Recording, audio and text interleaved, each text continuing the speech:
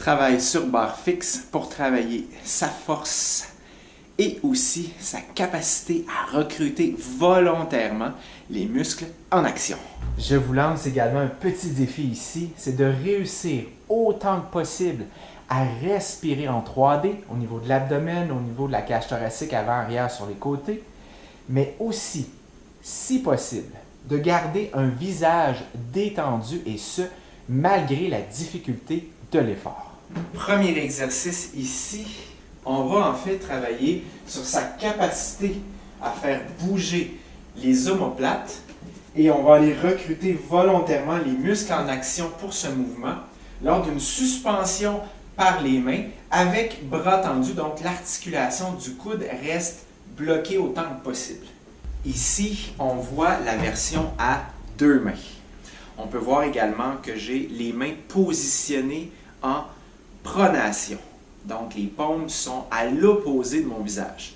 Si je le fais dans la position en supination, donc l'indice mnémonique pour retenir supination, supplier, les paumes sont plutôt vers soi. À ce moment-là, on devrait sentir possiblement une différence au niveau des lignes de tension créées ainsi que la force en raison justement de la position des mains en supination ou bien en pronation. Dans l'éventualité où vous voudriez travailler de façon alternative, donc vous voulez travailler un côté à la fois, peut-être justement pour essayer de rééquilibrer autant que possible un côté dominant et non dominant. Si je le fais ici en position au niveau des mains, au niveau pronation,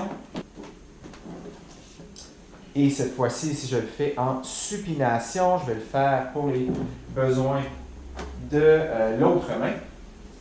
Et dans ce cas-ci, je pourrais aussi le faire en position neutre à une main avec une pièce de matériel comme ceci, cette barre fixe, en me positionnant comme ceci sous la barre. Et donc à ce moment-ci, j'ai besoin de faire face au mur. Je sens vraiment une différence au niveau de la ligne de tension, surtout au niveau du coude, au niveau de l'avant-bras.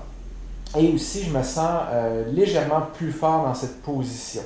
Deuxième exercice que je vous propose ici, c'est encore une fois pour travailler sur sa capacité à aller recruter justement les muscles volontaires avec le mouvement de l'omoplate. Mais là, je veux autant que possible réussir à soulever mon corps en même temps.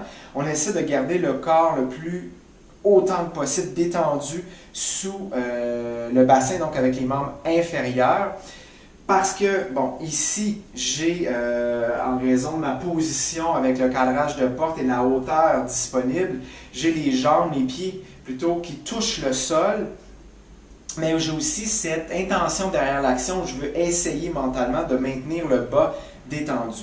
Si j'étais dans un gym, par exemple, où la barre est beaucoup plus haute et là, à ce moment-là, je peux ne pas toucher au sol, je pourrais aussi, avec une autre intention derrière cette action, pointer mes orteils, pointer mes pieds, garder mes pieds collés ensemble, mes gros orteils coincés ensemble et là ressentir cette activation des pieds, des orteils jusqu'au bout des doigts.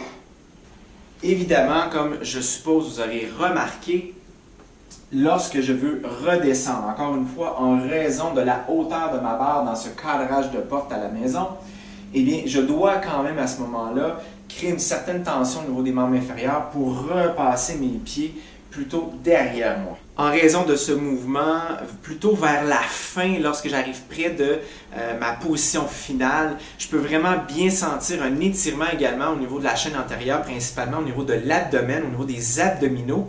Et donc à ce moment-là, j'ai cette opposition entre relâchement ici, étirement, et contraction au niveau des muscles du dos.